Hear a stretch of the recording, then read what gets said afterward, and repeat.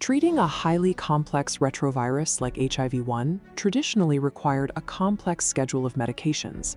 Today, millions of patients manage the virus with a single daily physical action, swallowing one pill. This specific formulation is known commercially as Triumeq. It is a complete single-tablet regimen, or STR, approved for adults and pediatric patients weighing at least 25 kilograms. This graphic shows the precise composition of the tablet by mass. It contains 50 milligrams of Dolutegravir, 600 milligrams of Abacavir, and 300 milligrams of Lamivudine. Dolutegravir acts as an INSTI.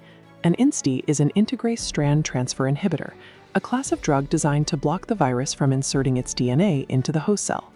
Abacavir and Lamivudine operate as NRTIs. NRTIs are nucleoside reverse transcriptase inhibitors, which interfere with the virus's ability to build new DNA chains. Combining these three drugs creates a prescribing paradox. You have three distinct pharmaceutical ingredients, each with conflicting absorption rates, metabolic pathways, and clearance timelines, forcibly locked into a single physical tablet. Understanding how this regimen actually functions requires looking past the physical tablet to analyze the specific pharmacodynamics and strict clinical contraindications of its individual parts. We begin with the first half of the dual-class approach, Dolutegravir. When HIV enters a human host cell, it produces a viral enzyme called integrase. The baseline function of integrase is to physically stitch the newly formed viral DNA directly into the human host's genetic code. Dolutegravir targets the integrase enzyme by physically binding to its active site, effectively plugging the mechanism the virus uses to splice genetic material. The consequence of this blockade is the virus is locked out of the host's genetic instructions. It cannot integrate, therefore cannot replicate. Halting integration is highly effective, but it is only one half of the regimen's strategy. Relying on a single point of failure is dangerous. If integrase is the only target, the virus can mutate, altering its enzyme to develop resistance. Suppressing HIV requires a second, completely different mechanism of attack.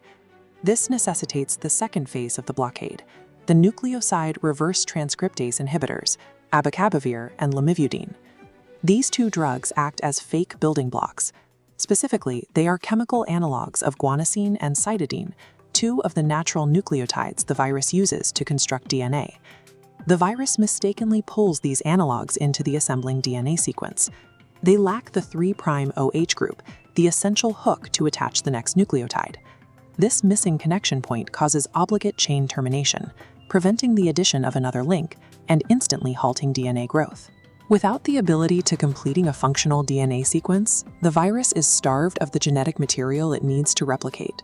By combining an integrase inhibitor with two distinct chain-terminating NRTIs, the regimen attacks the viral life cycle from two independent angles simultaneously. If one phase fails, the other is already executing a highly robust blockade. While the pharmacodynamics work in tandem, the pharmacokinetics present a logistical challenge. The three drugs process through the body at entirely different rates. For Tmax, Dolutegravir peaks at 2 to 3 hours, while NRTIs peak in just 1 to 1.5 hours. High-fat meals spike Dolutegravir levels but leave NRTIs unaffected. Dolutegravir relies on liver enzyme UGT1A1 for fecal excretion, while NRTIs bypass hepatic metabolism, clearing via urine. This raises a critical question. How can a single kill be effectively dosed once a day if its ingredients absorb, process, and exit the body on completely different timelines? The dosing schedule relies on intracellular half-life, the time for drug concentration inside a cell to drop by 50%. Inside the cell, Abacavir maintains a sustained presence of 12 to 15 hours, and Lamivudine persists even longer, for 18 to 22 hours. While systemic clearance varies wildly across the three drugs, the sustained intracellular half-lives of the NRTIs bridge those pharmacokinetic gaps, mechanically justifying the once-daily format of the tablet. Understanding how the drug functions is only the first step. The prescriber must then determine who absolutely cannot take it by clearing several strict clinical gateways. This flowchart isolates the first absolute contraindication, the HLA-B5701 genetic allele, which predicts immune responses. Patients with this marker face a near certainty of a severe multi-organ Abacavir hypersensitivity reaction. Symptoms escalate rapidly, encompassing fever, rash, gastrointestinal distress, and severe respiratory issues. If a hypersensitivity reaction occurs, the clinician must stop the drug and never re-challenge the patient with Abacavir again, as the second exposure is frequently fatal. The second major clinical gateway involves liver function and viral co-infections.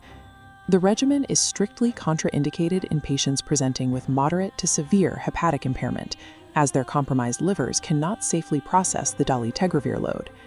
Furthermore, patients must be screened for hepatitis B.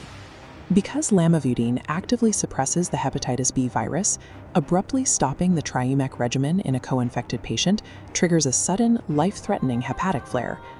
These clinical gateways represent immediate, potentially fatal risks.